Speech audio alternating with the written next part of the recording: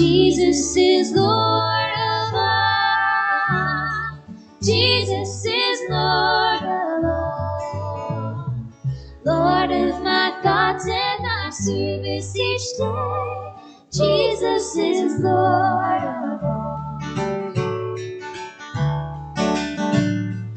Will you surrender your all to Him now? Follow His will and obey. Crown Him as sovereign before His throne now. Give Him your heart today. Jesus is Lord of all. Jesus is Lord of all. Lord of my thoughts and my service each day. Jesus is Lord of all.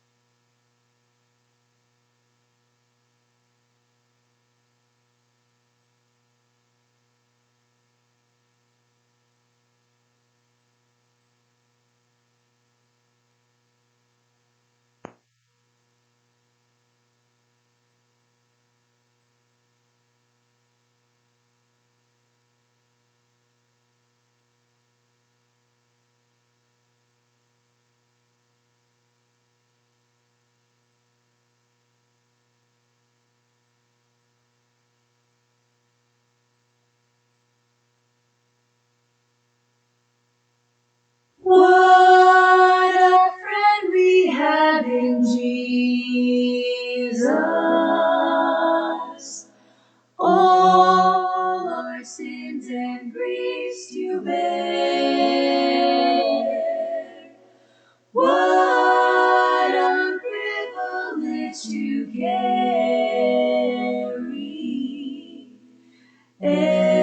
everything to God in prayer. Oh, what peace we often forfeit. Oh, what needless pain we bear. All because we do not carry everything to God in prayer. Have we trials and temptations? Is there trouble anywhere? We should never be discouraged. Take it to the Lord in prayer. We weak and heavy laden, cumbered with the load of care. Precious Savior, still our refuge. Take it to the Lord in prayer. Do thy friends despise, forsake thee? Take it to the Lord in prayer. In His arms He'll take and shield Thou wilt find a solace there.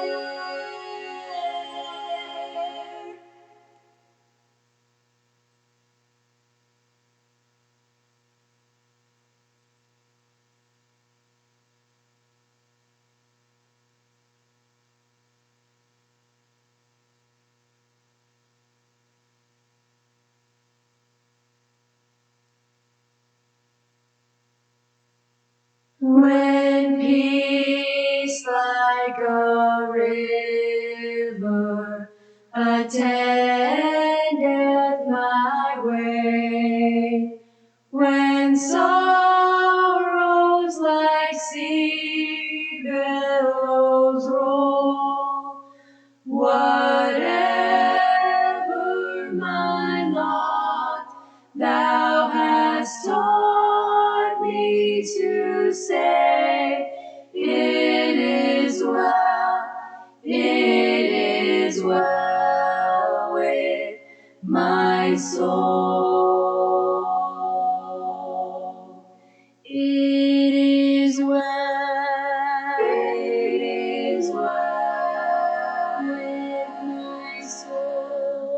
with my soul. It is well with my soul. My sin, oh, the bliss of this glorious thought. My sin, not in part, but the whole. My sin is nailed to the cross, and I bear it no more. Praise the Lord, oh, my soul. And Lord, haste the day when the faith shall be sight, the clouds be rolled back as a scroll. The trumpet shall resound, and the Lord shall descend. Even so, it is well with my soul. It is well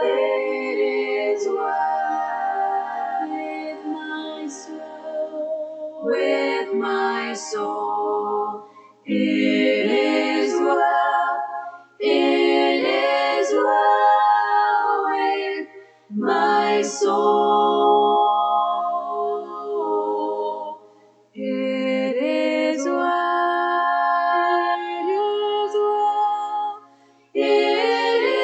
well with my soul.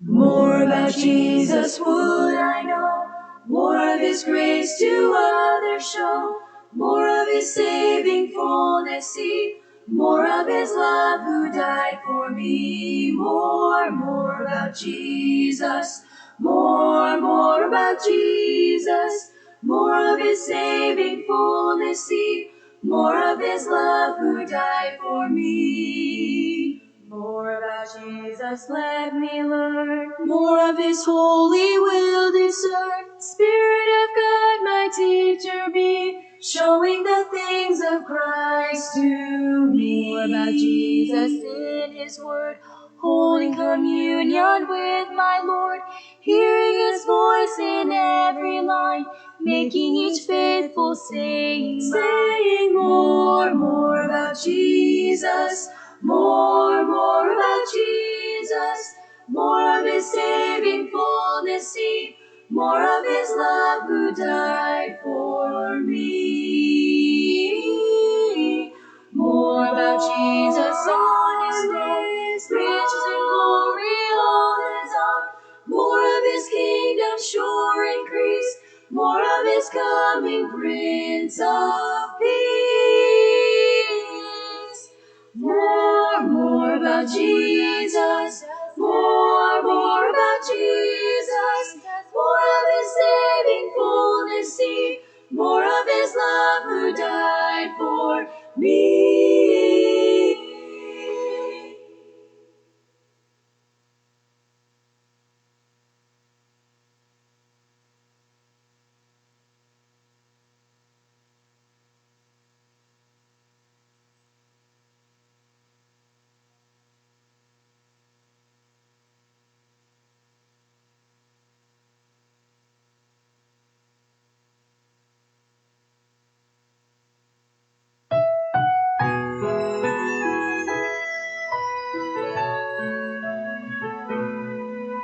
Sometimes we go through trials that are so hard to bear. We lift our face toward heaven, saying, God, are you really there?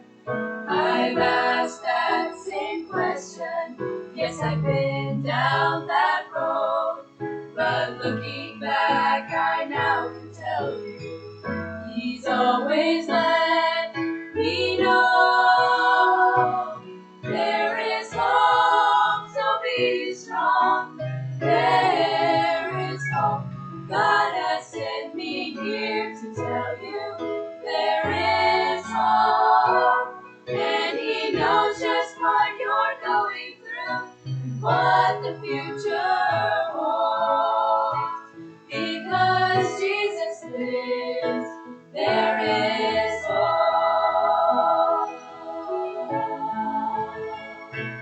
He was bruised for our transgressions, He was nailed upon a tree.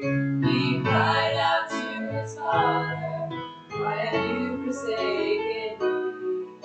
But through our suffering, Savior, He rose into our pain. And the one who raised up from the dead is for us all again. There is hope, so be strong. There is hope.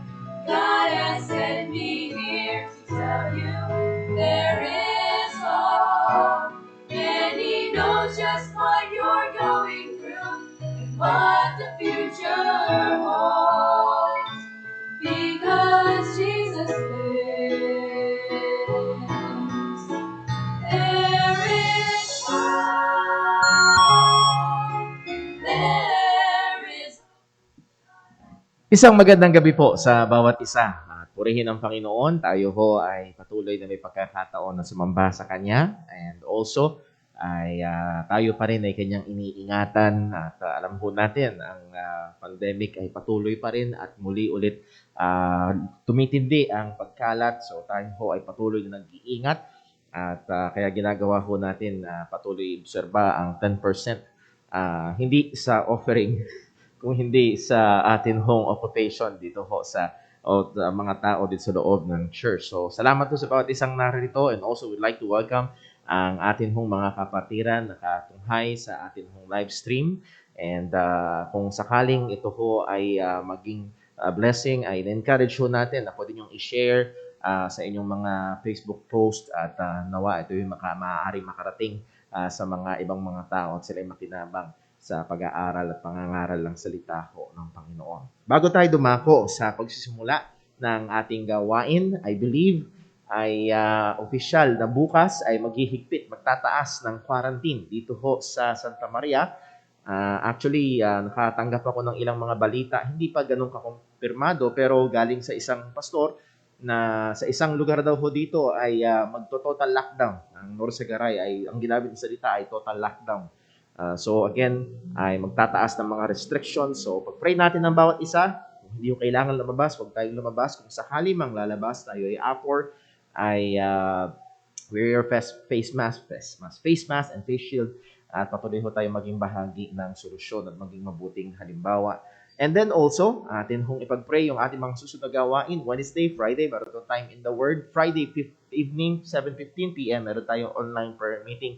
At inaasahan ang mga kapatiran din sa JCBC na tayo ho ay magkasama-sama sa pulong panalangin po na yun. And then, meron ho tayong pinagpe-pray at meron tayong ilang mga kapatiran kausap ko ho. Since the pandemic, ang ating mga young people ay medyo naging tahimik. At susubukan ho natin mag-jumpstart ng ilang ng gawain para ho sa ating hong mga kabataan. It will be a special Young People's Online Fellowship. So pag-pray pa rin ho natin yan, hindi pa ho ganun kasigurado, pag ilalatag pa, paplanuhin pa kung paano. So gusto ko lang, i-announce lang ho natin para una ipag-pray, lalo na ng ating mga young people to be excited, to look forward to it. At kung merong mga opportunities to serve in that ministry, ay grab it. At nawa ay patuloy tayo magpagamit sa Diyos sa mga bagay po na yan. So let's be praying for that. And also, ang ating hong kapatid na si Brother Daryl ay part ng isang ministry ng The Gathering, an online ministry. Tuwing Sabado ho yan, 9 p.m. Kagabi maganda yung pag-aaral about unconditional election. It's very sa mata ng tao unfair, pero pagdating sa Panginoon, hindi fairness ang pinag-uusapan ko, hindi grace and mercy. And ang ganda ng pag-aaral. So kung sakaling gusto nyong balikan, hindi ako naka-attend kagabi, Brother Paul, pwede nyong balikan sa Facebook at hingin nyo lang ho yung link kay Brother Daryl. At yan ho ay tingin ko magiging malaking pakinabang ho sa inyong pananampalataya. Ako kagabi ay natulungan at na-refresh ilang mga bagay-bagay. So, purihin ang Panginoon sa bagay po na yon. Okay, so those are some of our reminders. At nawa, patuloy nating panalangin ng isa't isa. Let's continue to pray for the Gahete family. Let's pray for the Pauli families, Brother Dave. And then, let's try to reach out to other believers na mga kapatiran natin na matagal nating hindi nakakasama at nakikita. At nawa, patuloy tayong sabi nga ng salita ng Diyos, to provoke one another to love and to good works. So those are some of our reminders and announcements. So ngayon ho ay dadako ho tayo sa ating hong paghahanda. Tayo ho ay magsisimula sa ating gawain ng pagsamba. Tayo ho ay dadako sa isang panalangin. Personal na pananalangin, hingin natin ang tulong at gabay ng Diyos para sa atin hong pagsamba sa Kanya. Manalangin po tayo.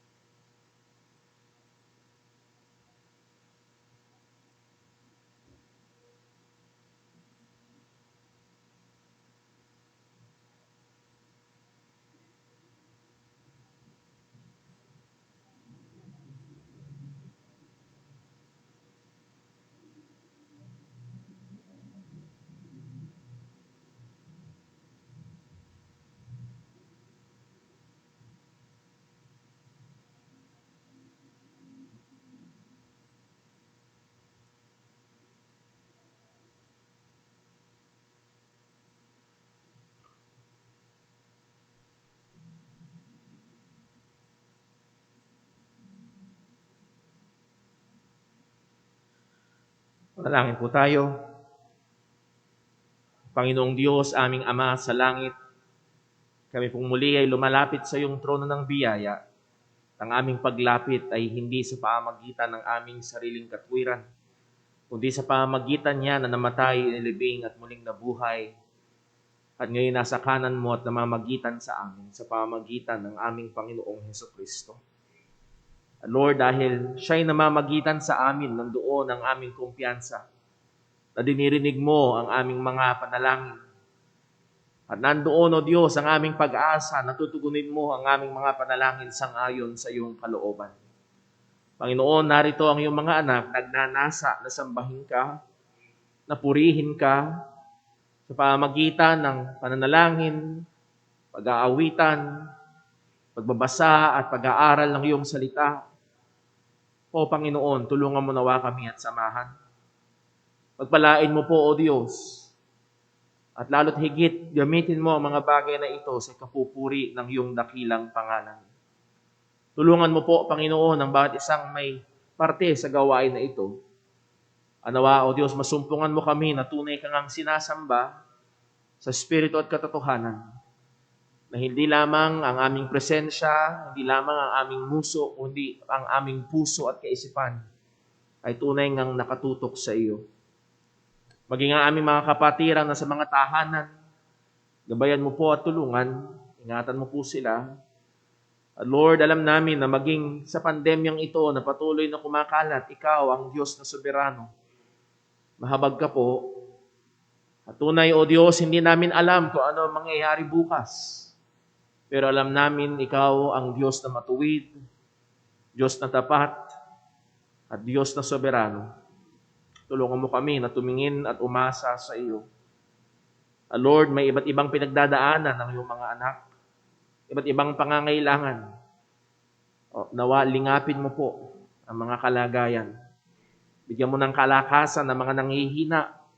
Bigyan mo ng kagalakan ng mga nalulungkot. Bigyan mo ng init ang mga nanlalamig. Nawa, gamitin mo ang pangangaral ng iyong salita upang kami ay patuloy na hubugin sa wangis ng aming Panginoong Hesus. Ama, muli, ikaw lamang ang maluwalhati sa aming kalagitnaan. Minamahal ka namin, sinasamba ka namin. At dalangin namin ito sa ngalan ng aming Panginoong Hesukristo. Amen. Tayo pumista yung lahat at tayo po'y umawit sa Panginoon.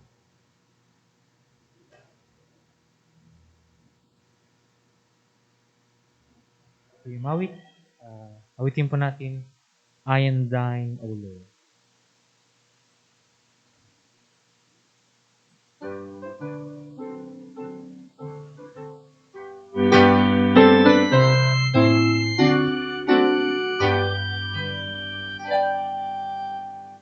I am thine, O Lord, I have heard thy voice, and extol thy love to me.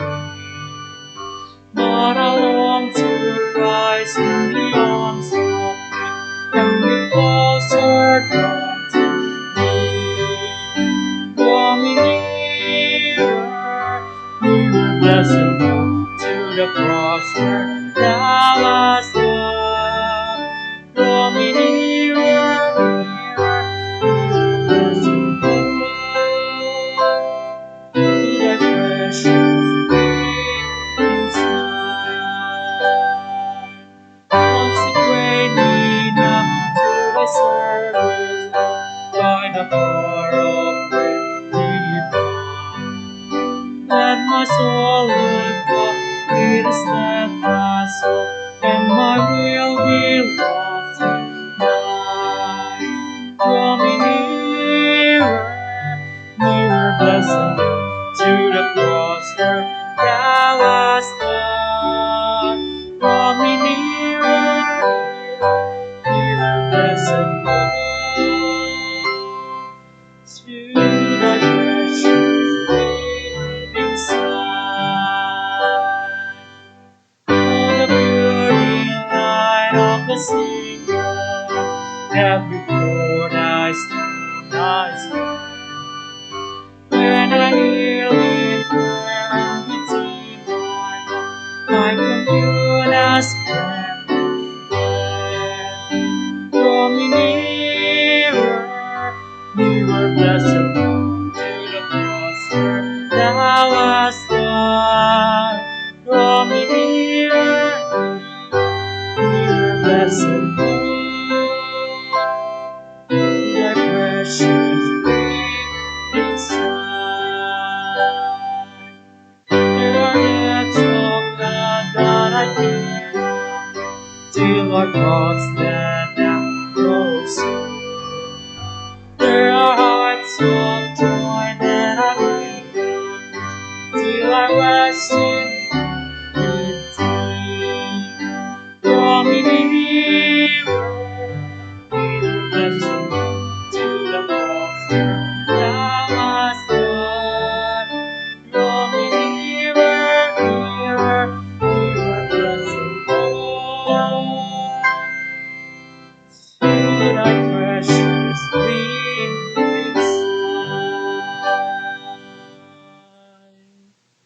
Manatili po tayo nakatayo.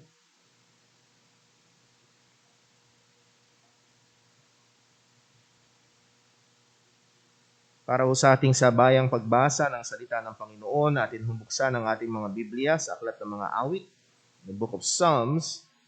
We'll be reading Psalm 116 verses 9 to 19.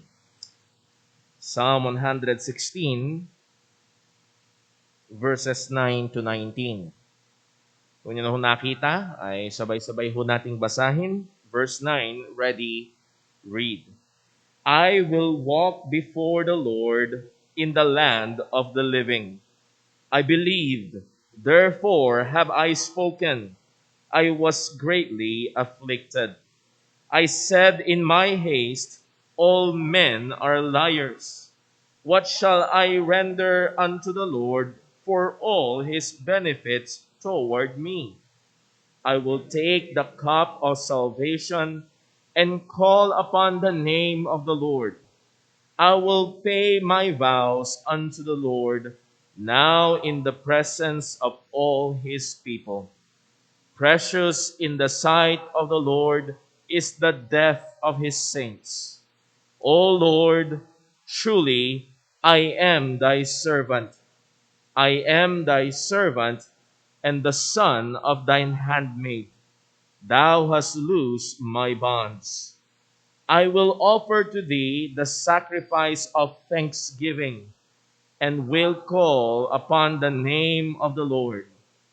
I will pay my vows unto the Lord, now in the presence of all his people, in the courts of the Lord's house, in the midst of thee, O Jerusalem, praise ye the Lord. Pagpalain po ng Diyos ang pagkabasa ng kanyang mga salita. Tayo po ay muling manalangin. O tunay, Panginoon, kagaya ng aming nabasa, naroon ang hamon sa amin. Tunay ngang ikaw ay aming papurihan, na ikaw ay aming luwalhatiin. Lahat kami, O Diyos, ay nakaranas ng iyong mga kabutihan at patong-patong na mga biyaya. At pinakadakila na sumaganang biyaya mo sa amin ay kami ay iyong kinahabagan at iniligtas. Tunay, purihin ka, O aming Panginoon. Walang ibang Diyos maliban sa iyo, at walang ibang karapat dapat luwalhatiin kung hindi ikaw lamang. At tunay, O Diyos, anuman ang aming nagagawa o aming nagagampanan sa buhay na ito, anumang mabuti na meron sa amin, alam namin, O Panginoon, ito ay dahil sa biyaya mo. Na ikaw ang siyang kumikilos sa amin para nasain at gawin ang iyong mga kalooban. O Panginoon, purihin ang iyong pangalan, sapagkat alam namin na ikaw ang patuloy na nagsusustento ng aming buhay, nagbibigay ng aming mga lakas, at gayon din nagbibigay ng mga kaparaanan kung paano kami ay magkakaroon ng aming mga pangangailangan sa araw-araw. O purihin at pinupuri namin ng iyong dakilang pangalan, sapagkat alam namin na hindi dahil kami malusog, hindi dahil kami may pagkain, kundi dahil merong Diyos na nagsusustento at nag-iingat sa amin. At Panginoon, pinupuri namin ng iyong pangalan, sapagkat alam namin ang aming pag-asa sa buhay na ito ay hindi lamang sa mundong ito, kundi meron kaming hinihintay ang muling pagbabalik ng aming Panginoong Hesukristo. At ang katawan na ito ay papalitan ng walang kasiraan at walang kamatayan. At kami ay sasapiling mo magpasawalang hanggan. Salamat, O Diyos, at patuloy ka naming pinupuri at pupurihin pa. At nawa, O Diyos, loobin mo at tulungan mo kami hanggang sa aming huling hininga. At lahat ng ito'y dalangin namin sa ngalan ng aming Panginoong Hesukristo. Amen.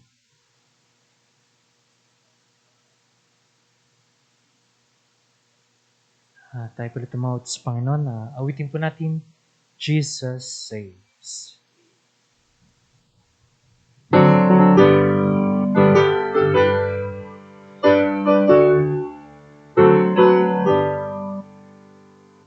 have heard the joyful sound, Jesus saved, Jesus saved. Spread its wings all around, Jesus saved, Jesus saved. There they used to have the land, climb the steeps and cross the way. All who are dead, our Lord's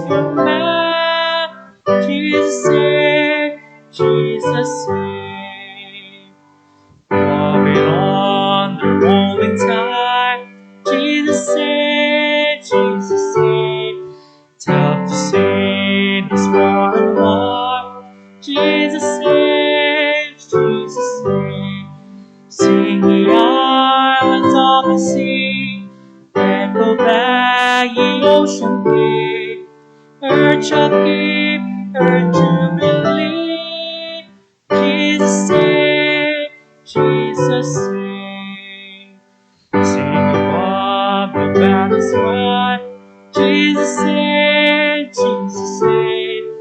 By his death and endless love, Jesus saved, Jesus saved.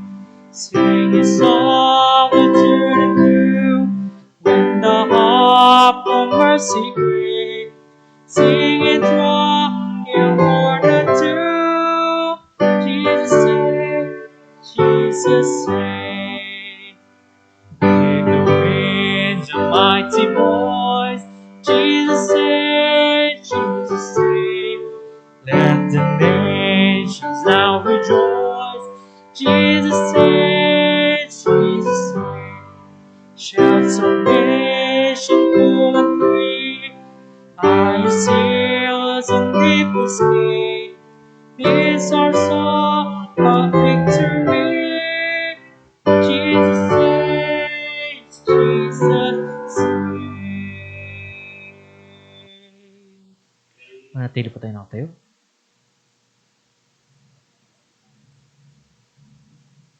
Amen. Para po sa ating pagkakaloob, basahin muna natin ang 2 Corinthians chapter 9, verse 6 hanggang 8. Sabay-sabay po natin itong basahin, mga kapatid. Handa na po kayo. Ready? Read. But this I say, he which soweth sparingly shall reap also sparingly. And he which soweth bountifully shall reap also bountifully. Every man according as his purpose set in his heart, so let him give, not grudgingly or of necessity. For God loveth a cheerful giver, and God is able to make all grace abound toward you, that ye, always having all sufficiency in all things, may abound to every good work. Amen. Let us pray.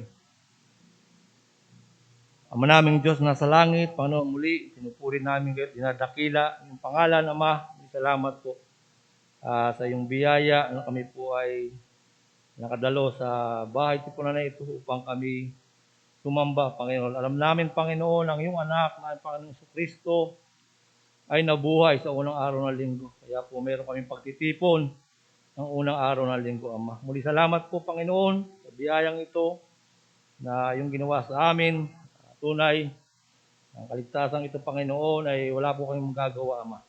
Salamat po sa iyong biyaya na kami yung kinawaan at yung kinahabagan, Ama. Muli, salamat po sa kaligtasan ito, magitan po ng iyong anak, ang Panginoon si Kristo. Nadakila po namin kayo ngayong gabi, dahil ng Panginoon sa aming pagkakaloob, kayo po aming may taas. Tulungan niyo po kami, Panginoon, sa bagay na ito. Kayo po magtama ng aming puso. Alam namin, lahat ng bagay na nasa amin ay nagmula po sa inyo, Ama. Ultimo, Panginoon, ang aming buhay ay yung hawak, ay ibigay. At ang aming mga pagkain, ang aming kalakasan, Panginoon, ay nagmula sa iyo. Alam namin, Panginoon, sabi na yung salita, yung mga hayop sa parang, Panginoon, kayo po ang nagpapakain. Salamat po, Panginoon, sa katotohanan ito, Panginoon. Sana po, Lord, ay kayo po aming may taas sa inyong pagkakaloob at kayo, Panginoon, gumamit at magpala, Panginoon, sa perang malilikom, Panginoon. Gamitin niyo po ito sa kasusulong pa, Panginoon, ng iyong ebanghelyo, Panginoon. At kayo po, Panginoon, ang kumilos gumamit ng mga bagay na ito, Panginoon. Muli, Panginoon, dalahin ko yung gabi. Tulungan niyo po, Panginoon, pangaral lang yung salita o magitan po ng aming pastor na si Brother Paul. Gabayan niyo po siya, Panginoon, bigyan ng wisdom. Yung po mahabang pasensya, Panginoon, at yung kalakasan, at yung po kasipagan, Panginoon, sa iyong gawain. Alam namin, Panginoon, ang inatang yung kulin sa kanya, Panginoon, ay hindi po madali. Yun din, Panginoon, sa aming mga bahagi ng iglesyang ito, Panginoon, nawa ay tumulong, Panginoon. Ikasusulong pa, Panginoon, ng Ebanghelyo, Panginoon. Di salamat po, Panginoon, kayo po ang may taas, kami po ang may baba, at sa iyo mauwi lahat ng purihan. Salamat. Ang samot dalangin, sa pangalan po ng imbugtong nanak, aming Panginoong Kristo. Amen.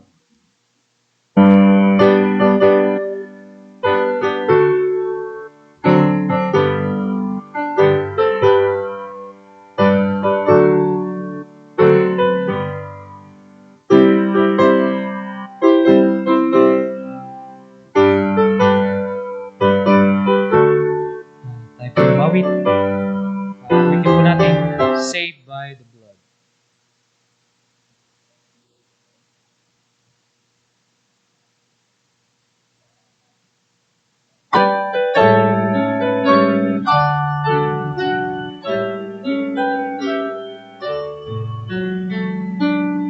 Saved by the blood of the crucified one, now ransomed from sin and you work to God. Sing praise to the Father and praise to the Son. Saved by the blood of the crucified one. Saved.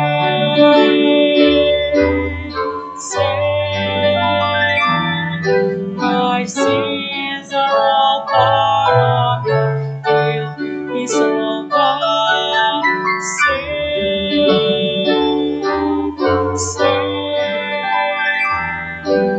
I'm saved by the blood of the crucified one. Saved by the blood of the crucified one. The angels rejoicing because he is loved. The child of God joining with the Son. Saved by the blood of the crucified one. Saved.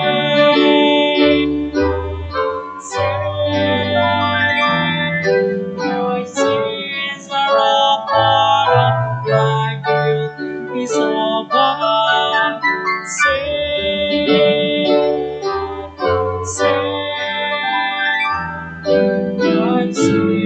by the blood of the crucified one. Saved by the blood of the crucified one. The Father is wicked, Spirit was lost, great cross of my God, His own precious Son. Saved by the blood of the crucified one.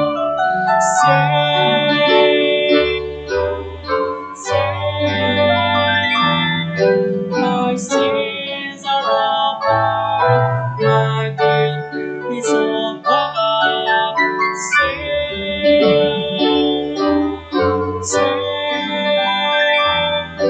I'm saved by the blood of the crucified one.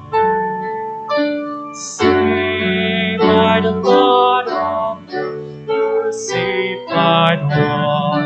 All hail to the Father, all hail to the Son, all hail to the Spirit, the great in one. Saved by the blood of the crucified one.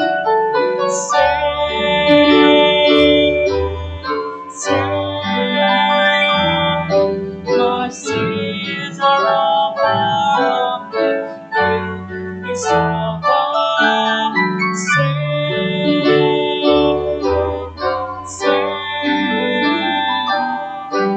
I'm saved by the blood of the crucified one.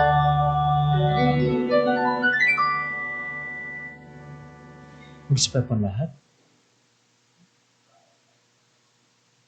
Amen. Na tayo ho ay dadako sa pag-aaral ng salita ng Panginoon. Pero bago ho tayo mag-aral, ay meron hong something na kakaiba sa atin hong pagsamba ngayong gabi. At meron tayong guest speaker. So, for the first time in a long time, ay meron ho tayong kapatid na I believe na binigyan kakayahan ng Panginoon sa pangangaral, sa pagtuturo ng salita ng Diyos. At matagal na ho natin siya nakakasama dito sa church. Though I know, marami, lalo na ho sa ating mga kapatiran na hindi nakakarating sa church, ay maaaring hindi pa siya personal na nakikilala. They have started attending here at our church at JCBC since last year, November, or last week ng October actually. So almost 1 year na ho, 9 months na ho natin sila nakakasama dito. At ang kanilang buong pamilya ay nakakasama din natin, even sa atin hong mga online ministries. And siya ho ay nagtapos din ng Bachelor of Arts in Theology kung saan ako nag-aral sa Santa Mesa sa ABBC. At siya graduate noong 2016. Siya ay aktibong mananampalataya, maging dun sa dati nilang iglesia. Siya ay laking iglesia. Bata pa lang siya, dinadala na siya ng lola niya sa church, si Nanay Pasing. And then also, ang sangayon sa kanyang patotoo ay siya'y naligtas somewhere around mga 9 years old siya, ay siya'y niligtas ng Panginoon. And since then, ay patuloy siyang nagpapagamit sa Panginoon. And even now, maging sa pandemya ay aktibo sila. As we have said, meron silang ministry ng The Gathering. Isa siya sa mga founding fathers. Tama siguro, no? Founding members ayun, ng The Gathering. And ito ho ay nagmi-ministeryo sa more or less 100 na mga tao every Saturday evening na nakakasama sa pag-aaral ng salita ng Panginoon. So, purihin ng Diyos. He loves God. He loves the Word of God. Tayo ho ay nagpapasalamat sa Panginoon na siya ho ay kasama natin ngayon dito sa atin hong church. At magmi-ministeryo ho sa atin ng salita ng Panginoon. At isa sa mga dahilan na siya ho, ang speaker ngayong kahapon ay medyo sinamaan ng chance si Brother Paul. Hindi ko alam kung tutuloy hanggang ngayong araw. Salamat sa Panginoon, okay na. Okay na ngayon. Pero hindi ko na binawi sinabi sa kanya. So I'm excited. I'm very excited to hear him preach the Word of God. At patuloy nating ipanalangin siya habang siya nangangaral. At ibigay natin yung ating atensyon sa salita ng Panginoon. So let me call Brother Daryl Velasco. At let's hear the preaching of God's Word.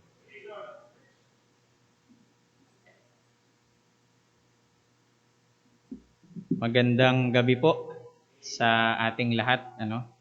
Sa totoo lang po ay naghihintay nga po ako na bawiin ni Brother Paul. Dahil sa aking kaba. Ngayon lang po ako muli tatayo sa pulpito para mangaral. Kaya ipagpaumanhin niyo po kung mararamdaman ninyo ang ang kaba. Ako po ay nagpapasalamat sa pribilehiyo, sa pagkakataon na pinagkaloob po ng Iglesia ng Jesus Christ Baptist Church na makapangaral ng salita ng Diyos.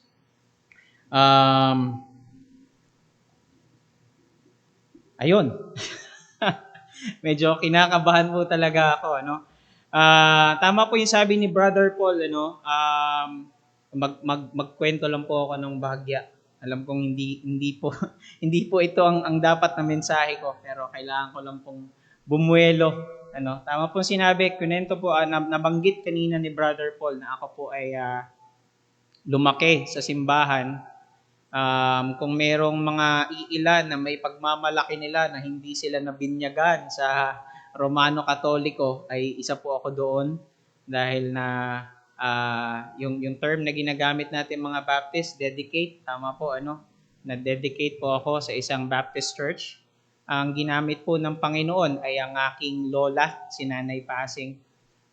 Sa totoo lang po ay gustong-gusto niya na maka-attend, makadalo, makasamba kasama ang mga kapatiran dito sa JCBC. Ayun nga lang ay hindi na ganon din kasi kalakas si Nanay. At syempre, alam din naman po natin ang mga panuntunan na inilagay sa atin ng gobyerno. Kaya sana sa mga darating na panahon ay makasama natin si Nanay Pasing at alam ko na gustong-gusto niya rin na makasama kayo at makasama rin kayong sumamba sa ating Panginoon ngayong sa mga panahon na ito. Alright, so ang pag-uusapan po natin, ang pag-aaralan po natin ngayong gabing ito ay kinuha ko po sa 2 Corinthians chapter 5. 2 Corinthians chapter 5. Familiar verse number 17. Marahil ay kahit hindi na natin buksan ang ating mga Biblia ay mai-recite natin ang verse na ito. Pero hayaan po natin na pag-aralan ang mga salitang ito sa 2 Corinthians chapter 5 verse number 17 hanggang verse number 19. Tayo po ay tumayo at sabay-sabay po nating basahin ang ating talata ngayong gabing ito. 2 Corinthians chapter 5 verses 17 hanggang verse number 21. Kung nariyan na po kayo, sabay-sabay po nating basahin verse number 17. Therefore, if any man be in Christ, he is a new creature. Old things are passed away. Behold, all things are become new. And all things are of God, who had reconciled us to himself by Jesus Christ, and hath given to us the ministry of reconciliation, to wit, that God was in Christ, reconciling the world unto himself, not imputing their trespasses unto them, and hath committed unto us the word of reconciliation. Now then, we are ambassadors for Christ, as though God did beseech you by us. We pray you in Christ's stead, be ye reconciled to God. Verse number 21, for he had made him to be sin for us, who knew no sin, that we might be the righteousness of God in him. Pag-usapan po natin, ang kaligtasan ay sa Diyos. Tayo po'y manalangin. Dakila naming Diyos, aming Ama. Ikaw ang soberano at makapangyarihan sa lahat, Panginoon. O Diyos, sa mga oras na ito, kami po'y sasamba sa iyo. Kami magpupuri sa iyo, Panginoon. Habang aming pinagbubulay-bulayan ang iyong mga salita. O Diyos, kumilos ka. Ikaw ang magturo, ang iyong banal na spirito, Panginoon, ang maging tagapagturo po, Panginoon, sa aming mga puso. Gamitin mo lamang po ako na iyong lingkod bilang isang instrumento, Panginoon. Gamitin mo, O Diyos, ang aking kakayahan, ang aking bibig, upang maihayag ang iyong mga salita. O Diyos, tulungan mo kami na sa aming pag-aaral ay ang aming makita ay walang iba kundi ikaw. At dakilain ka namin, maluwalhati ka namin, Panginoon, sa lahat ng bagay na aming matututunan ngayong gabing ito, Panginoon. Ikaw ang maitaas. Ito po ang aming samot dalangin sa matamis at makapangyarihang pangalan ng aming Panginoong Hesus. Amen. Amen. Maaari na po kayong magsiupo. Ang kaligtasan ay sa Diyos. Ito'y pinasimulan sa pamamagitan ng kanyang biyaya, naisakatuparan sa pamamagitan ng kanyang kapangyarihan. Ito'y ibinahagi ayon sa kanyang pamantayan. Ito'y ating nakamtan ayon sa kanyang mga pangako. At ito'y sigurado at tayo'y merong kapanatagan dahil siya ang ating Diyos ay soberano at siyang may hawak nito. Ang kaligtasan ay sa Diyos. Iyan po ang pinaka-sentrong mensahe ng salita ng Diyos. Kung titignan natin, mauna pa lamang sa unang aklat ng Biblia, sa Genesis chapter 3, verse number 15, makikita natin dyan, ang sabi ng Biblia, "And I will put enmity between thee and the woman," ang Diyos po ang nagsasalita rito, "and between thy seed and her seed, and it shall bruise thy head, and thou shalt bruise his heel." Makikita na natin from the very first book pa lamang ay inihain na ng Panginoon ang mensahe ng kaligtasan at kanyang ipinakikita rito na siya ang may akda nito. Ang Diyos ang may akda ng ating kaligtasan. At marami sa mga bagay sa Book of Psalms, sinasambit ng ating ng mga writers, ng mga psalmist, sila David at ng ilan pang mga psalmist sa Book of Psalms. Makikita natin ng mga katagang, ang Diyos ang aking kaligtasan. God is my salvation. Even the prophet Jonah, ang propeta Jonah, nang siya'y nasa loob ng tiyan ng malaking isda, di ba? Habang siya'y nananalangin, ang kanyang naisambit ay salvation is of the Lord. Ang kaligtasan ay sa Panginoon. At pagdating sa bagong tipan, nakita natin, nagbibinata po nakita natin na ang anak ng Diyos, ang Panginoong Hesukristo, ang kapahayagan ng kaligtasan ito. Kaya nga ang sabi niya sa John chapter 14, verse number 6, very familiar itong verse nito, di ba? "I am the way, the truth, and the life. No man cometh unto the Father but by me." Walang ibang kaparaanan para dito sa kaligtasan na ito, kundi sa pamamagitan lamang ng ating Panginoong Hesukristo. Gayun din naman po si Apostol Pablo sa Romans chapter 11, verse number 36. Romans chapter 11, verse number 36. The very last verse of Romans chapter 11. "For of Him, and through Him, and to Him are all things, to whom be glory forever. Amen." Ang kaligtasan ay sa Diyos. Ito'y sa pamamagitan lamang niya at ito'y para sa Kanya. Sa Kanya ang kaluwalhatian magpakailanman. At ito rin po ang sigaw ng Reformation, "Soli Deo Gloria," for the glory of God alone. Sa Diyos lamang ang kaluwalhatian sa lahat ng bagay na ito. At maging hanggang sa pinakahuling aklat, mula sa pinakaunang aklat ng Biblia hanggang sa pinakahuling aklat ng Biblia, makikita natin na sa inaharap kapag tinipon na ng Diyos ang kanyang mga tinubos, ang tangi nilang isisigaw, ang sabi ng Revelations chapter 7 verse number 10, ang sabi ng Biblia, Revelations chapter 7 verse 10, "And cried with a loud voice, saying, Salvation to our God.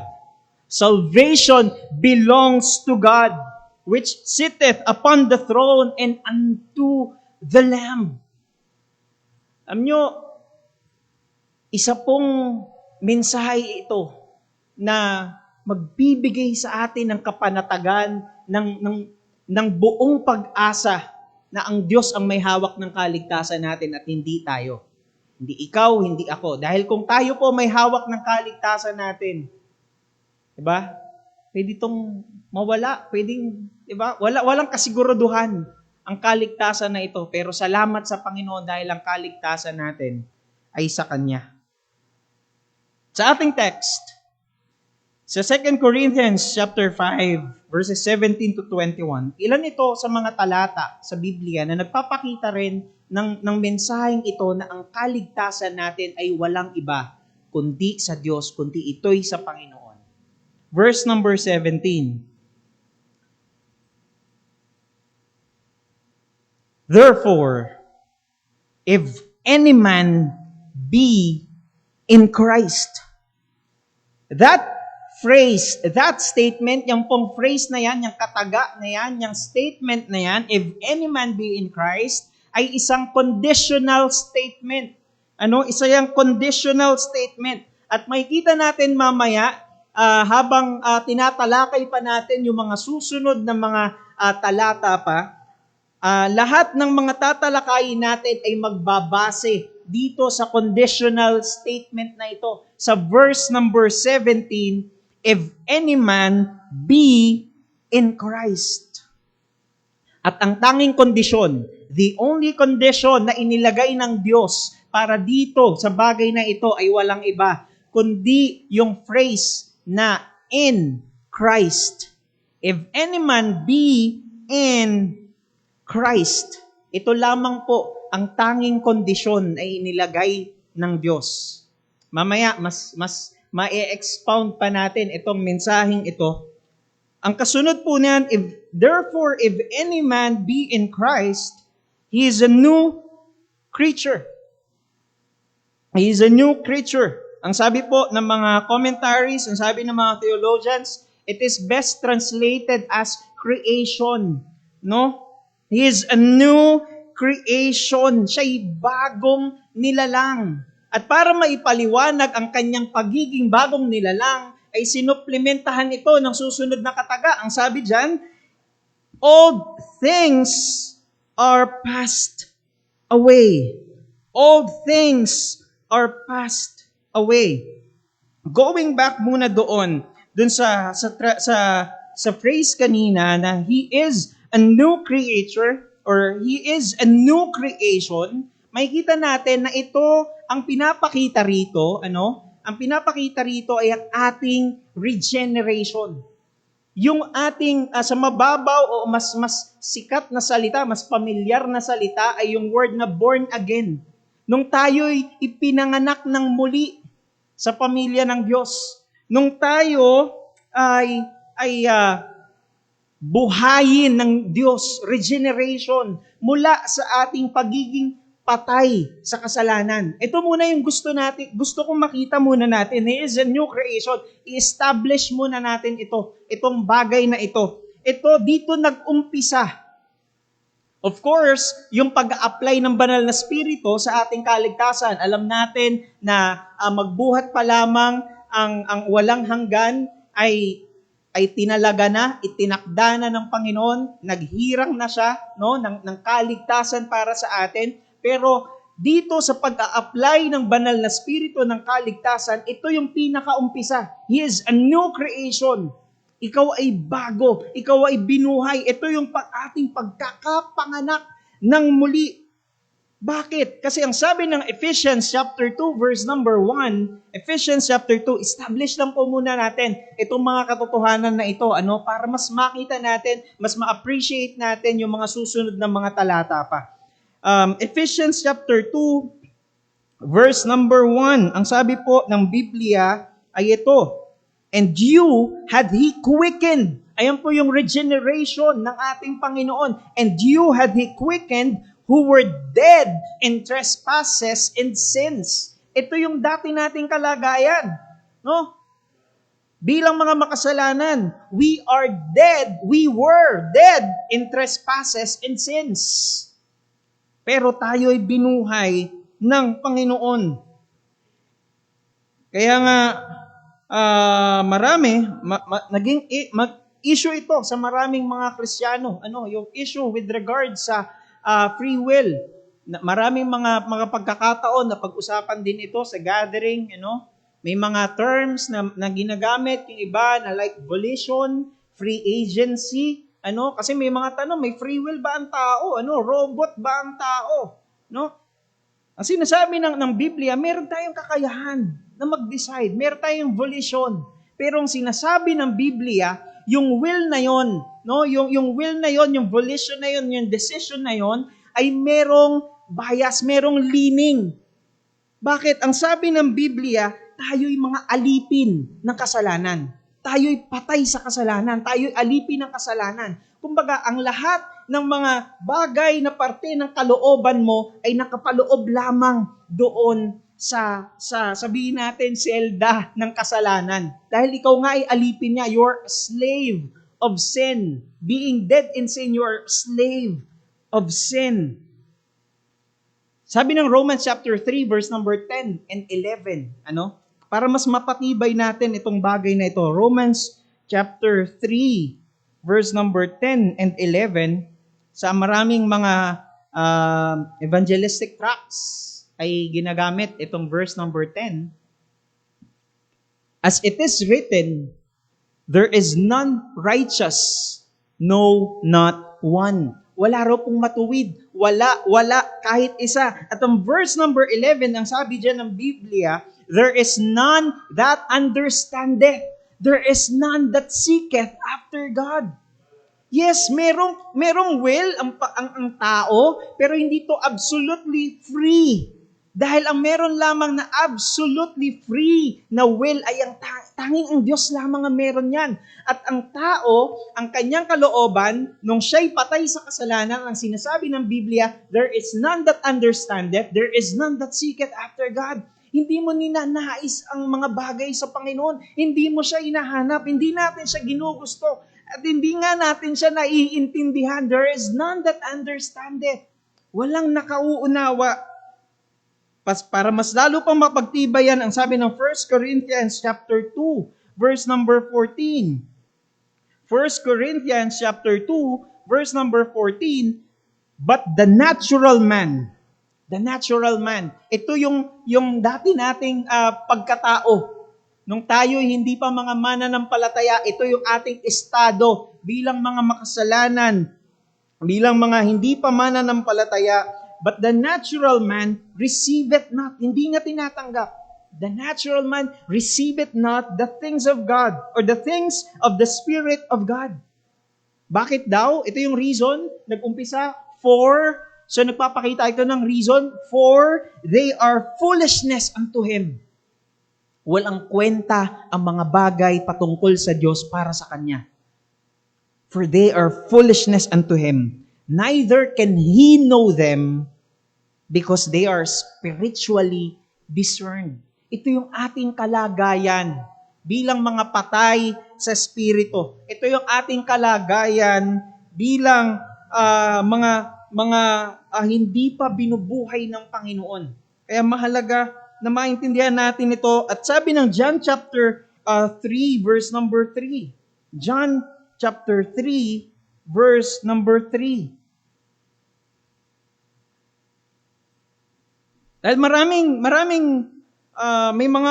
may mga Kristiyano na ang kanilang idea sa kaligtasan, ay nauna nilang pinili ang Diyos bago sila nabuhay or na-born again. Pero ang itinuturo ng Biblia ay ito. John chapter 3, verse number 3. Ano pong sabi ng Biblia? Jesus answered and said unto him, Verily, verily, I say unto thee, except a man be born again, he cannot see the kingdom of God. So mauuna yung ating pagiging born again. Mauuna. Bakit? Kasi kung hindi ka ma-regenerate, hindi ka ma-born again, hindi mo makikita. Hindi mo hahanapin. Hindi mo maiintindihan. Hindi mo tatanggapin ang mga bagay na patungkol sa salita ng Diyos, ang mga bagay na patungkol sa Diyos. Hindi mo tatanggapin. So ito yung prerequisite, ito yung kailangan muna. Ito yung kailangan muna, yung paggawa, ito yung pagkilos ng banal na Espiritu. Ito yung regeneration. He is a new creation. If any man be in Christ, kung ikaw ay na kay Kristo na, he is a new creation. You have been regenerated. Ikaw ay na-born again. Ikaw ay binuhay mula sa pagiging patay. Ikaw ay inalis ng Diyos mula sa pagiging alipin ng kasalanan. Inalis tayo ng Panginoon doon. Dati, ang will lang natin, ang desire lang natin, ang gusto lang natin, ay mga bagay na patungo o papunta sa kasalanan. Hindi mo dinidesire ang mga bagay na patungkol sa Diyos, ang mga bagay na patungo sa Diyos. Inaayawan mo yun. Inaayawan natin yun. Pero sabi ng Biblia, nung tayo'y buhayin, nung tayo'y maborn again, tayo'y ipanganak muli. We are a new creation or a new creature. Sabi ng susunod na phrase, old things are passed away. Old things are passed away. Oh, sorry. May dagdag ko na rin po, nakasama sa ginawa ng Panginoon nung tayo'y ginawa niyang mga bagong nilalang. Sabi ng Ezekiel chapter 36 verse number 26 verse number 26. Ezekiel 36 verse number 26. Ang sabi po ng Biblia ay ito, a new heart also will I give you, and a new spirit will I put within you, and I will take away the stony heart of your flesh, and I will give you an heart of flesh. Yan ang ginawa ng Panginoon sa atin. Binigyan niya tayo ng bagong puso. No? Ito yung mga, dati ang desire mo nga lang, puro kasalanan. Ano? Wala tayong ibang kayang gawin kundi mga bagay na patungo lamang sa kasalanan. Totoo, nakakagawa ng mabuting mga bagay, pero alam ng Diyos. God searcheth the hearts. Tama? Inaalam ng Diyos. Kumbaga, alam niya ang nilalaman ng puso. Posible na may mga tao, mga hindi mananampalataya na nakagagawa ng mga sabihin natin sa pamantayan natin, pamantayan natin bilang mga tao ay mga mabubuting mga bagay, di ba? Pero alam ng Diyos kung anong nilalaman ng puso. Ang lahat ng yan ay maruming basahan. Sabi ng Biblia, kahit yung pinakamatuwid na kayang gawin ng isang taong nasa kasalanan ay maruming basahan sa harap ng ating Panginoon. All things are passed away. All things are passed away. This is our former possession in Christ. Ito yung luma nating kalagayan kay Kristo. Makikita natin, lumang kalagayan, hindi ito, ibig sabihin, hindi ito in Christ. Ano? So, kung hindi ka in Christ, ano ibig sabihin nito? You are outside of Christ, di ba? Outside Christ. Kung hindi ka na kay Kristo, ikaw ay wala. Kay Kristo, ikaw ay nasa labas ni Kristo. Tayo, na bilang mga, kung wala pa tayo kay Kristo, nung wala pa tayo kay Kristo, tayo'y patay sa kasalanan. In-establish na natin yan, tayo'y patay sa kasalanan, tayo'y mga alipin ng kasalanan. At hindi lang yan. Nung sinasabi ng Biblia na all things are passed away, kasama rito ang sinasabi ng Biblia na John chapter 3 verse number 36. John chapter 3 verse number 36.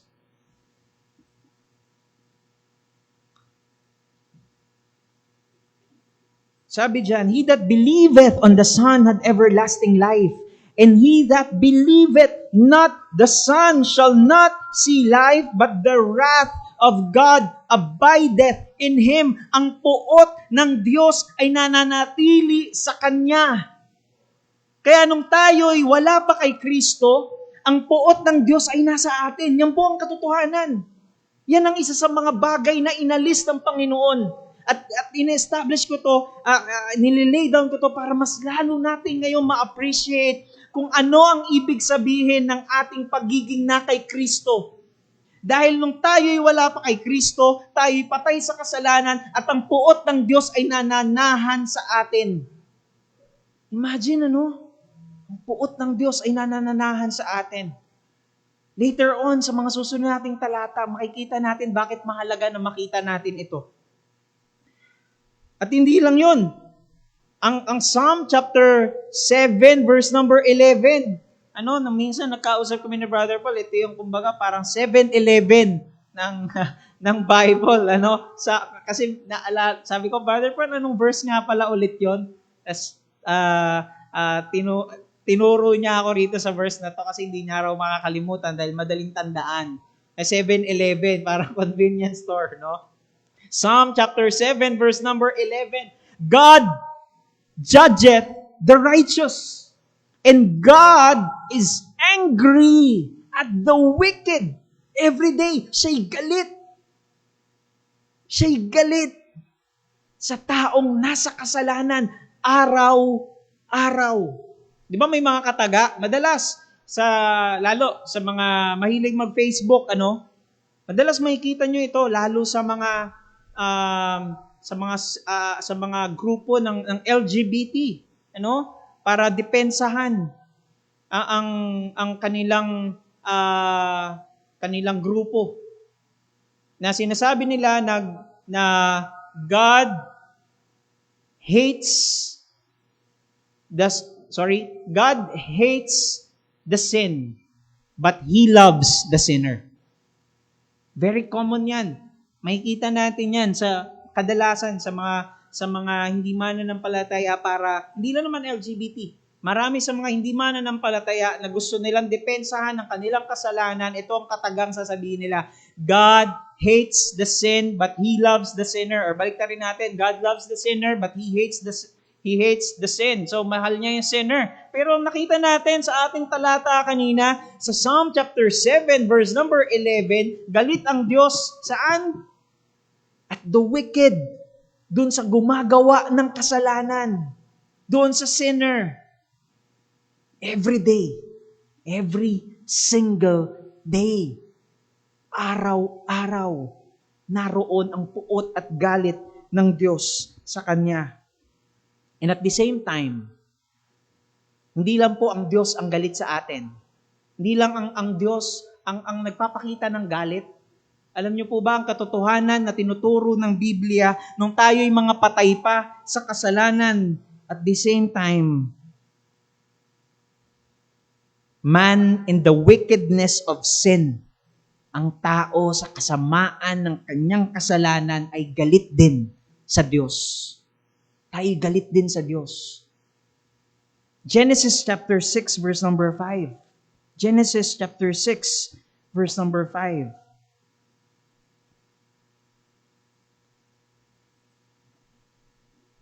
And God saw that the wickedness of man was great in the earth.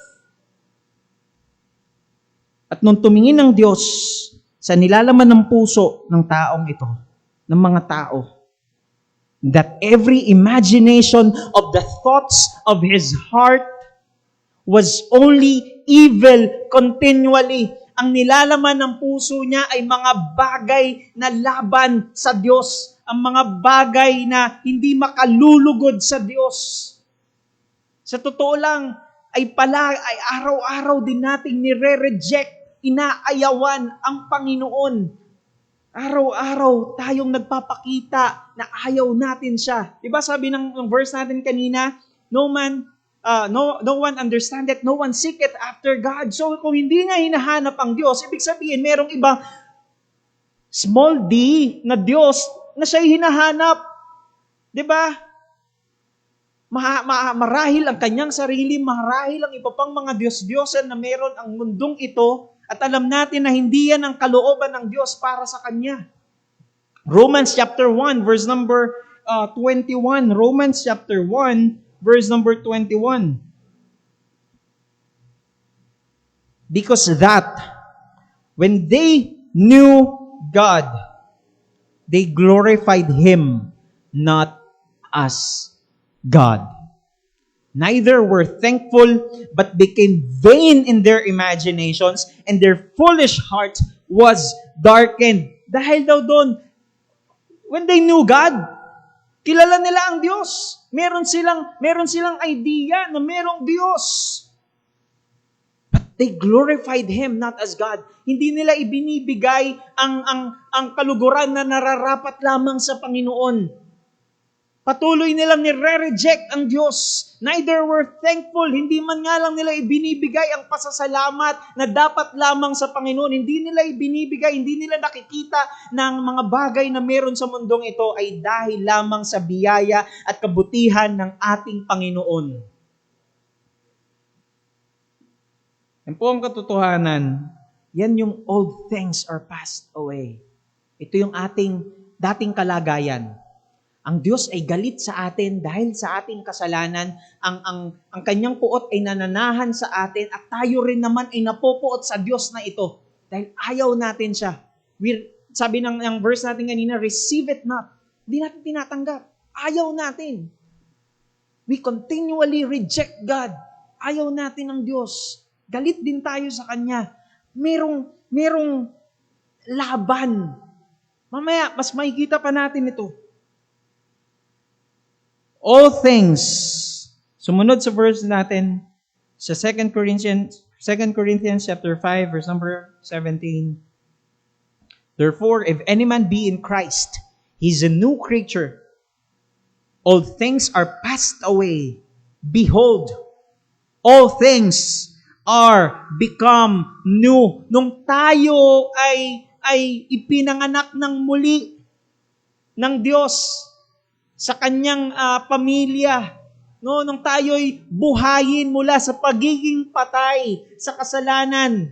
Ang sabi ng Biblia, all things are become new. Itong mga dating ito, itong mga bagay na ito, di ba, na yung puot ng Diyos ay nananahan sa atin, na tayo'y galit din sa Diyos. Ang lahat ng mga bagay na ito ay inalis ng Diyos. All things are passed away. Behold, all things are become new. Ang sabi po ng commentary dito ni John MacArthur, sabi niya, the Greek grammar indicates that this newness is a continuing condition of fact. The believer's new spiritual perception of everything is a constant reality for him, and he now lives for eternity, not temporal things. James identifies this transformation as the faith that produces works. So makikita natin itong become new na to is a continuing process. It's a continuing process. Yes, na-regenerate tayo, na-sanctify tayo, na-set apart tayo, na nilagay na tayo sa Panginoon, naging in Christ na tayo. Pero alam din naman natin na patuloy tayong pinapaging banal ng Panginoon para maging ayon tayo sa wangis ng ating Panginoong Jesucristo. So simula sa pagkilos ng banal na spirito, yung regeneration, yung pinakaumpisa na application ng banal na spirito sa ating kaligtasan, binuhay tayo mula sa pagiging patay sa kasalanan, binigyan tayo ng bagong puso, 'di ba? Yung desires, no? Yung mga naisin ng puso natin, hindi na puro mga kasalanan na lamang. Do sinasabi rin naman ni John MacArthur na nandoon pa rin ang evil, nandoon pa rin ang sin, nandoon pa rin ang kasalanan, nandoon pa rin ang kasamaan sa puso natin. Pero purihin ng Panginoon dahil pinapaging banal niya tayo araw-araw ng buhay natin din naman. Hanggang tumungo tayo doon sa glorification in the future. Binigyan tayo ng bagong puso, patuloy tayong papakabanalin para maging ayon tayo sa wangis ng ating Panginoon. And verse number 18. Dito ko po itinungtong yung ating pamagat. All things are of God. Ang lahat ng ito ay sa Diyos. All things belong to God. Itong regeneration, yung pagkabuhay sa ating muli, yung puot ng Diyos na inalis niya, ito'y sa Diyos lamang. Lahat ng ito ay sa Diyos. Wala akong bahagi rito. Wala tayong karapatan na kumurot ng kahit nakapiranggot na kaluwalhatian sa Panginoon. Dahil ang lahat ng ito ay sa Kanya. All things are of God. All things belong to God. Salvation is of the Lord. Yes, di ba? Yung from regeneration natin, na-regenerate tayo, na-sanctify tayo. Yung regeneration, di ba? May idea na, of course, instantaneous Instantaneous yung ginagamit ng term ng mga theologian. Ibig sabihin, concurrent, yung regeneration, yung tayo binuhay na muli, maging yung tayo'y manampalataya at magsisi sa kasalanan, lahat yun, sabay-sabay na nangyari. Hindi yun magkakahiwalay. Sabay-sabay siyang nangyari, instantaneous. Hindi mo siya makikitaan ng patlang. Instantaneous, concurrent. Ngayon, makikita natin, sinasabi naman din talaga ng Biblia na tayo yung mananampalataya. Tama? Tayo yung magsisisi sa kasalanan dahil hindi naman mananampalataya ang Diyos para sa atin. Hindi siya magsisisi ng kasalanan para sa atin. Tayo ang gumagawa nun. But we know na sinasabi ng Biblia, it is the work of God. Sabi ng John chapter 1 verse number 13, nakalimutan ko na lang yung verse na John chapter 1 verse number John 1:12 muna tayo, atras lang tayo. John 1:12, but as many as received Him, yung katotohanan, tinanggap natin ng Diyos, Tinanggap din naman natin talaga ang Panginoon. To them gave He power to become the sons of God, even to them that believe on His name. So tayo nanampalataya sa Kanya. Totoo yan. Pero sinasabi din ng Biblia sa verse number 13, which were born not of blood, nor of the will of the flesh. Dito'y galing sa kalooban ng ating laman. Dito'y galing sa naisin ng ating laman, nor of the will of man, but of God. Ito'y sa Diyos. Ito'y sa Diyos. Wala tayong bahagi rito. Ito'y sa Diyos. Maging ang ating sanctification, ang pagbabanal sa atin ng Panginoon, di ba? I remember, isa na rin to sa mga naituro sa atin ni Brother Paul sa Philippians chapter 2, verse number 12 and 13.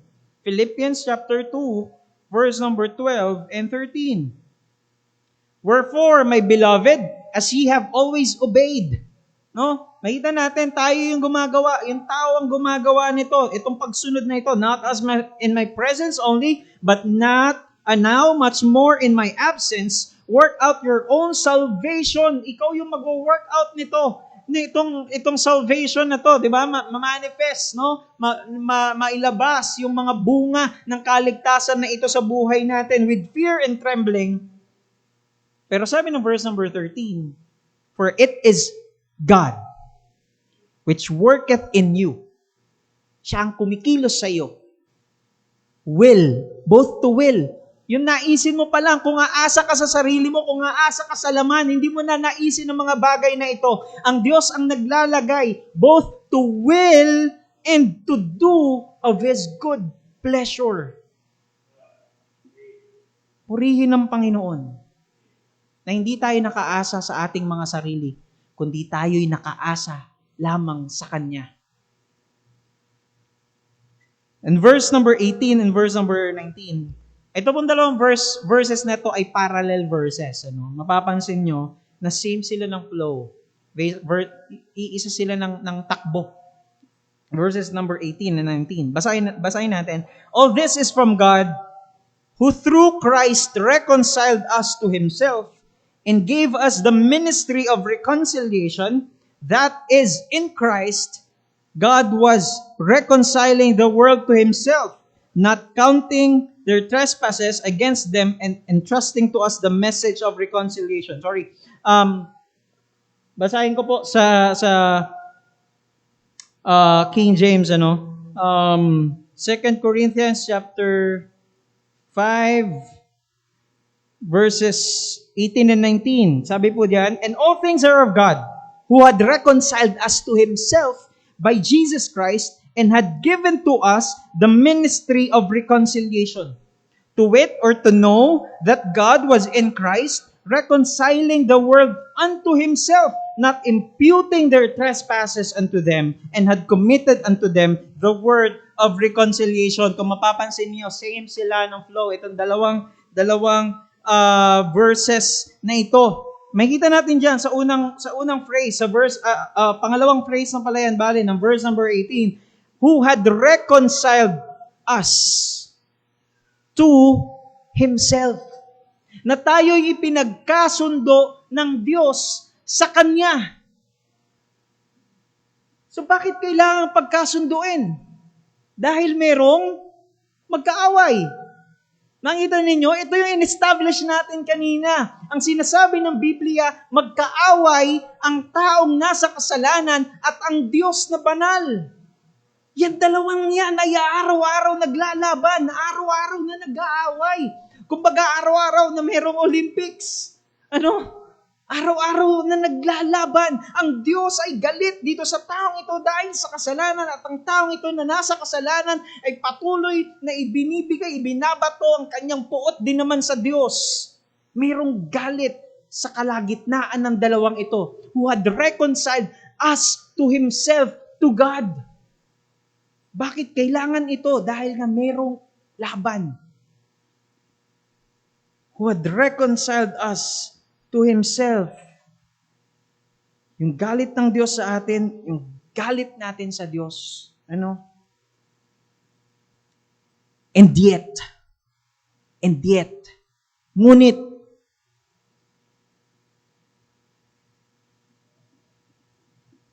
ang sabi ng susunod na salita, sa verse na yon, or nung unang-unang salita, doon sa phrase na yon, who had reconciled us to Himself.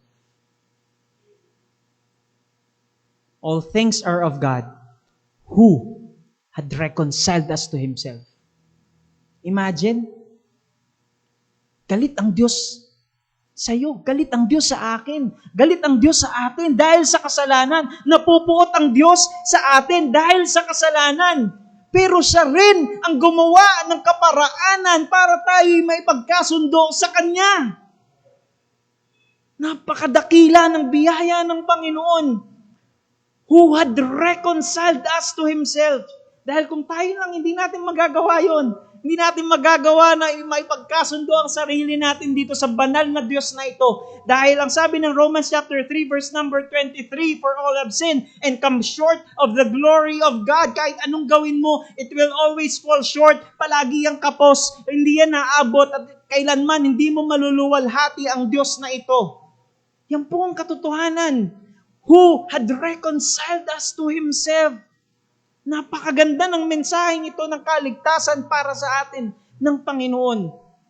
Na bagamat mayroong laban na yon na nangyayari sa atin sa pagitan ng Diyos at tayo, siya pa rin ang gumawa ng kaparaanan who had reconciled us to Himself.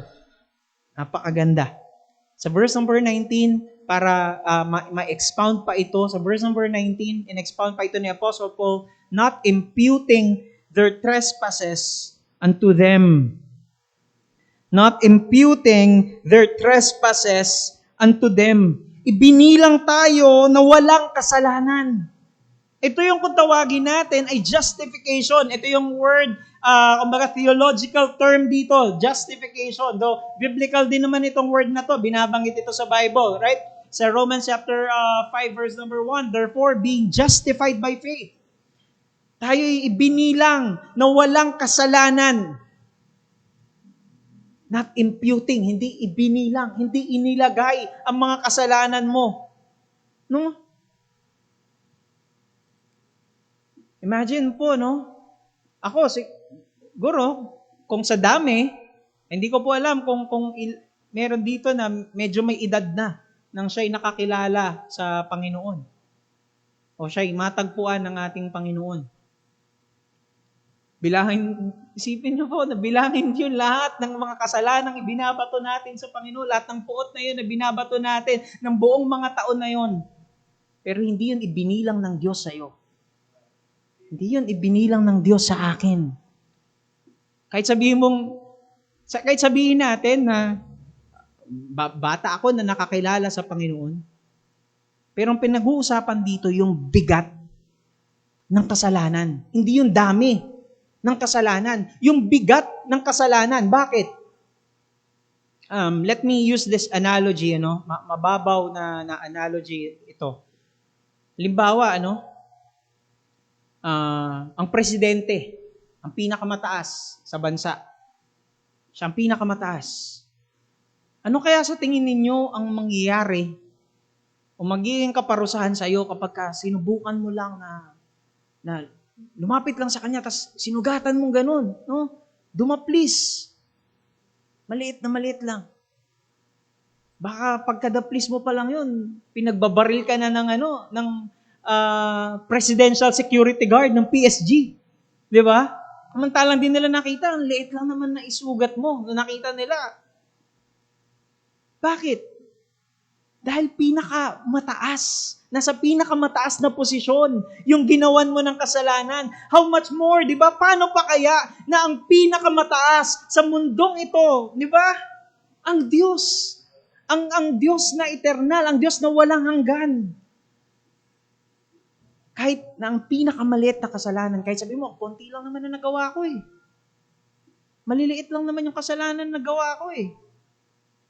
Pero kahit yung pinakamaliit na kasalanan na nagawa natin laban sa Diyos na ito, sa walang hanggang Diyos na ito, ang kaparusahan ay ano? Walang hanggan din. Walang hanggang kaparusahan.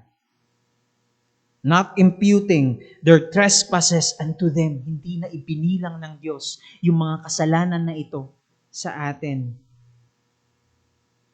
Alam nyo, parang pagka humarap tayo sa korte, ang daming ebidensya. Ang daming ebidensya na tayo'y guilty. Na tayo dapat ay patawan na guilty. Na tayo dapat ay patawan ng kaparusahan nitong dahil sa ating kasalanan. Pero sa kabila ng maraming ebidensya ng kasalanan, pero dahil tumayo si Kristo sa kalagitnaan natin at ng Diyos, ipinagkasundo niya tayo at tayo ipinawalang sala.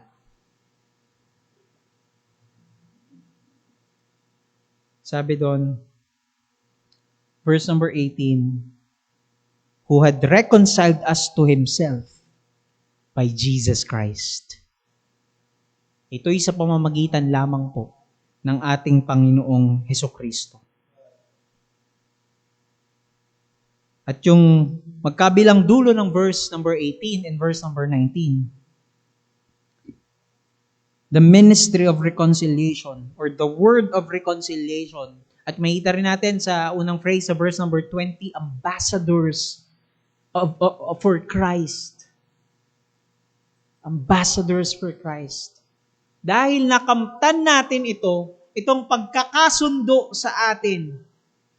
Nakamtan natin ito. Dahil nakamtan na ito. Dahil ginawa ito ng Panginoon para sa atin. Nararapat lamang din naman na ibahagi natin ito sa iba. Ito'y isang responsibilidad na inilagay sa atin ng Panginoon bilang kanyang mga ipinagkasundo sa kanya na tayo maging parte ng ating buhay, maging parte ng sa mga salitang lumalabas sa atin. Bagamat nagtatrabaho tayo sa labas, nag-aaral tayo sa labas, pero nawa ay maging parte ng ating bibig, ng ating pamumuhay. Na maipakita sa kanila na tayo yung mga ipinagkasundo na sa Diyos. Maging laman ng ating mga salita itong mensahe ng pagkakasundo ng Panginoon.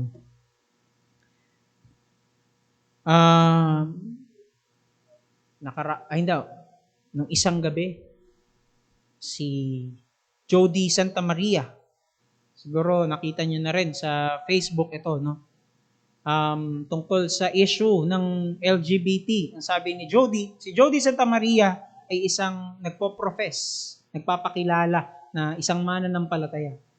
Pero sabi niya, hindi ko na i-quote po yung buo. Kunin ko na lang yung isang parte ng kanyang sinabi. Sabi niya, what I know about the God we serve is that He is love. Pag-ibig ang Diyos. Diba dapat magmahalan tayo. Dapat mag-ibigan na lang tayo. Sa totoo lamang po ay hindi itong ipinipinta na mensahe ng Diyos. Kung titignan natin yung mga tinalakay nating mga talata.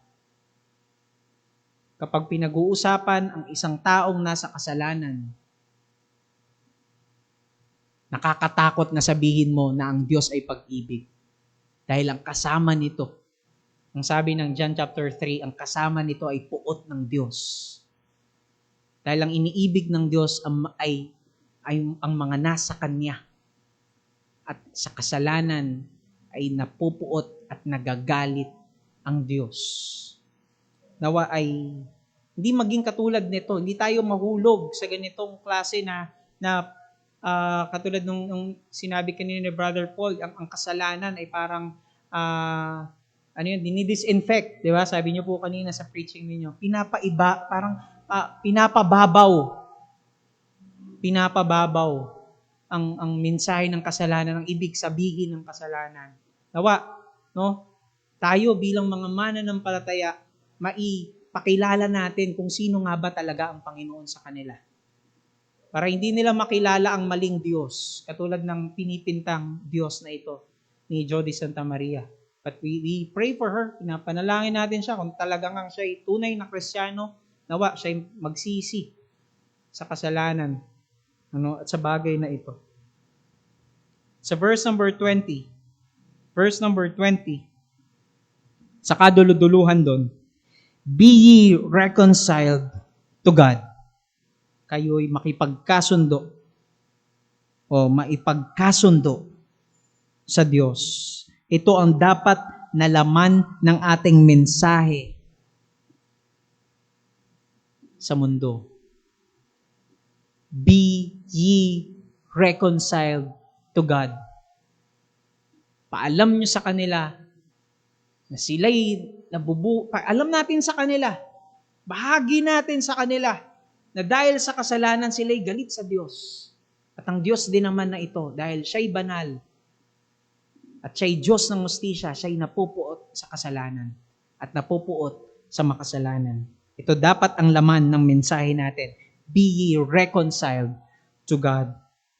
And in verse number 21, ito na po yung huling talata. Verse number 21. May kita natin dito, verse number 21, for He had made Him. Ito yung perpektong kasagutan ng Diyos para sa pagkakasundo sa atin sa Panginoon. Dahil meron niyang laban sa atin at sa Diyos. Ito yung perpekto niyang kasagutan. For God had made Him. Ang Diyos ang kumilos. Ang Diyos ang gumawa. Dahil kung tayo lang, hindi natin kayang gawin ito. Hindi natin kayang iligtas ang ating sarili. Hindi natin kayang ipagkasundo ang ating mga sarili sa Diyos. For He had made Him. Sino yung Him dito? Walang iba na tinutukoy dyan, kundi ang ating Panginoong Hesukristo. Diyos din ang gumawa at kumilos. Kung babalikan natin yung sinabi ng verse number 18, all things are of God. For He had made Him, the Lord Jesus Christ, to be sin for us. Siya yung naging kasalanan para sa atin. Siya yung tumayo. Siya yung tumayo sa halip natin na tayo yung nasasakdal. Na para tayo nasa isang korte. Tayo yung nasasakdal. Tayo yung dapat na lilitisin. Tayo yung dapat napapatawan ng walang hanggang kaparusahan o ng parusa dito sa kasalanang ito. Tayo yung dapat na naroon. Pero ang Diyos, ang Panginoong Hesukristo ang tumayo sa halip na tayo. He became to be sin for us. At siya yung nagbayad ng ating mga kasalanan. At sa ideya ng altar sacrifices, siya yung naging sin offering. Siya yung inihandog ng kabayaran para sa ating mga kasalanan. At sa ideya ng pagkakasundo, siya ang pumagitna sa atin. At sumalo ng lahat ng galit at puot ng Diyos Ama doon sa krus ng Kalbaryo. Para ikaw at ako, para tayong mga mananampalataya ay iligtas mula sa kasalanan. Bakit siya? Bakit ang Panginoong Hesukristo ang kailangan magbayad? Sabi ng verse number 21, who knew no sin. Wala siyang ginawa, wala siyang anumang pagsuway na ginawa. Wala siyang ginawang kasalanan. Ito yung perpektong hinihingi na kabayaran.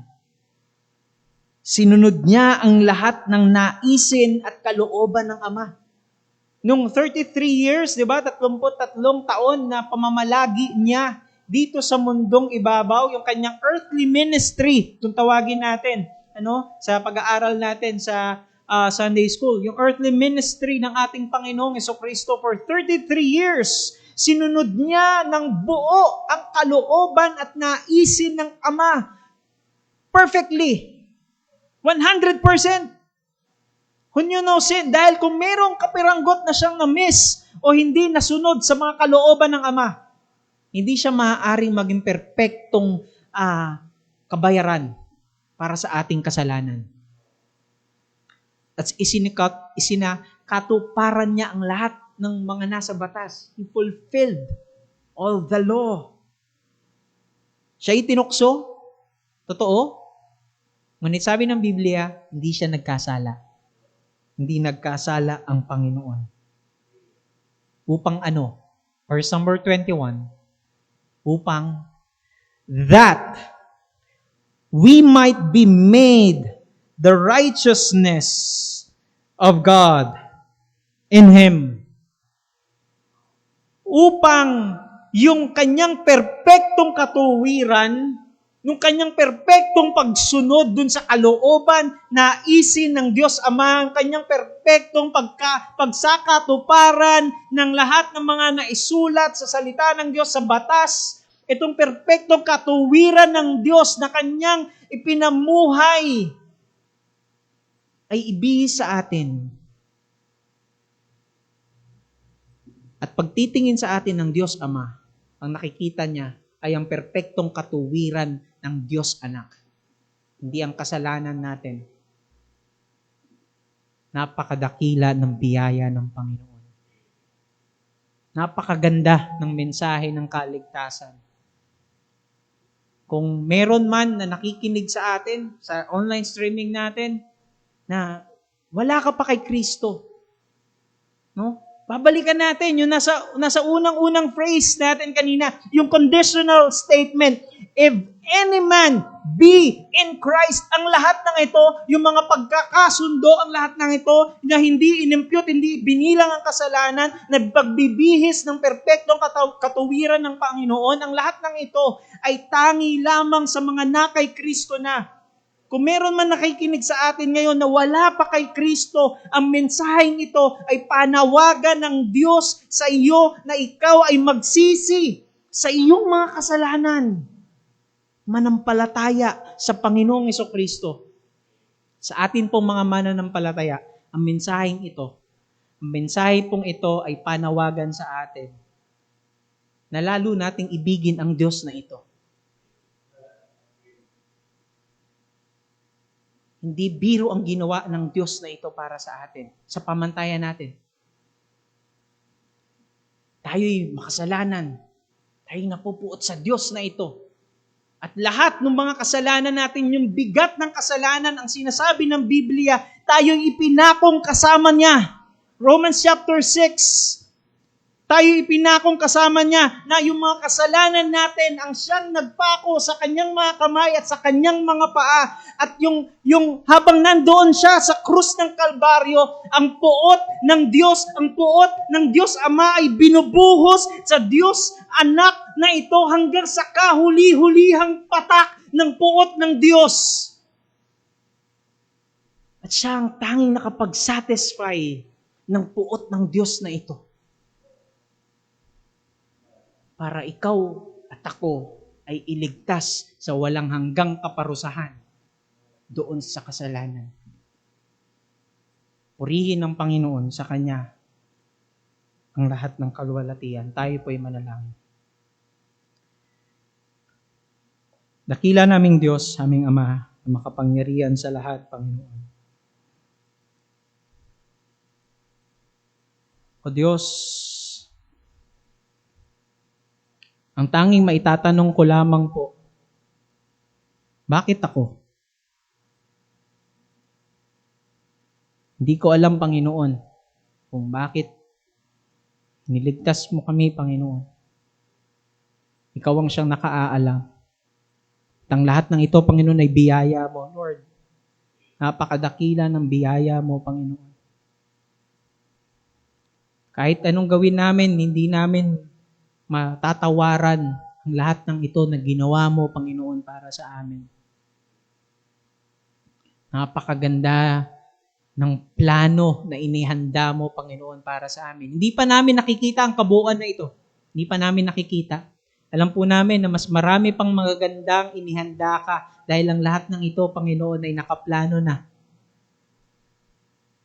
Wala pa ang pasimula. O Diyos, salamat po na mula sa kasalanan, mula sa iyong puot, mula sa pagiging patay sa kasalanan, mula sa kalagayan na kami rin naman ay napupuot sa iyo, Panginoon, pero ikaw ang gumawa ng kaparaanan. Dahil alam mo na hindi namin kaya. Salamat po, Panginoon.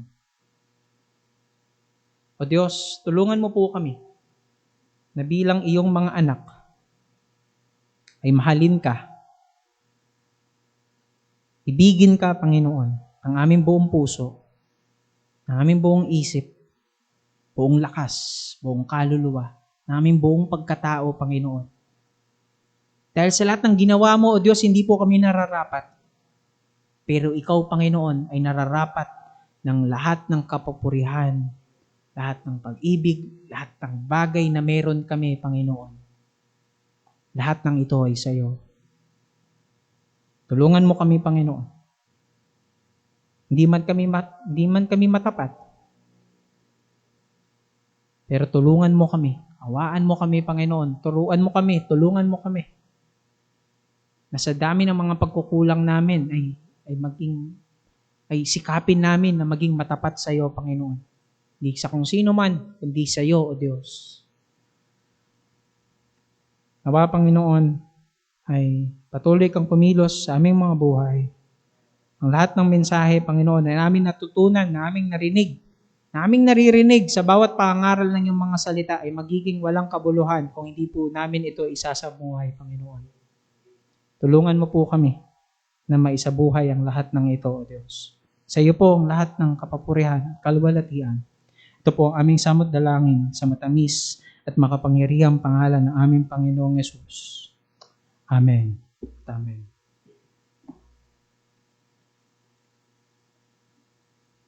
Tayo pong lahat ay tumayo at pong awitin ang ating huling awit.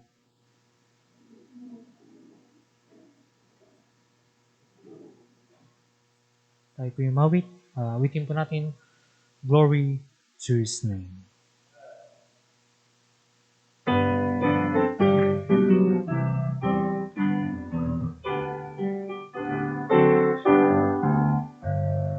Down at the cross where my Savior died, down where for cleansing from sin I cried, there to my heart was the blood of Christ. Glory to His name, glory to His name, glory to His name. There to my heart was the blood of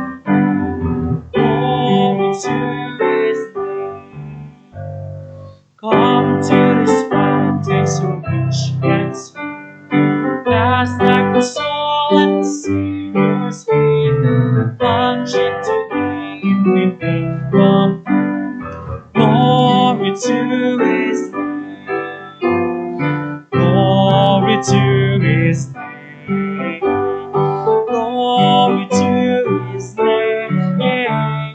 There to the Lord was the blood of glory to His name.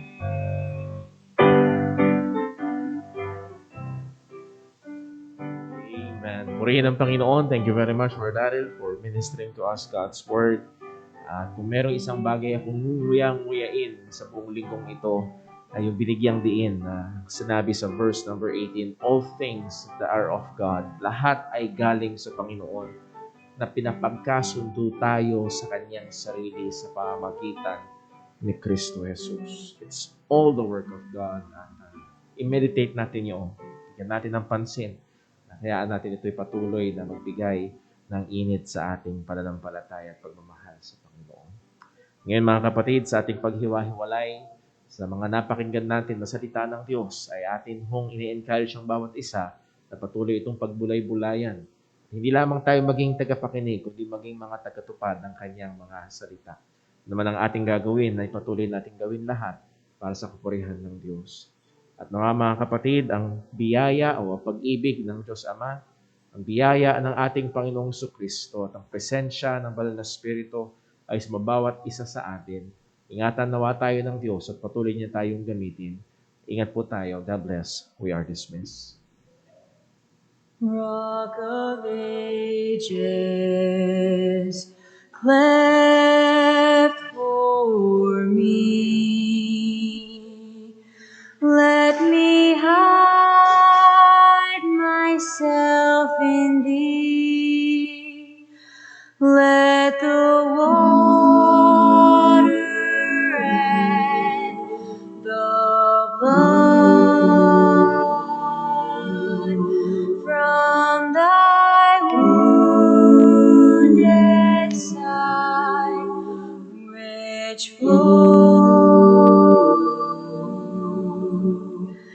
be of sin double cure.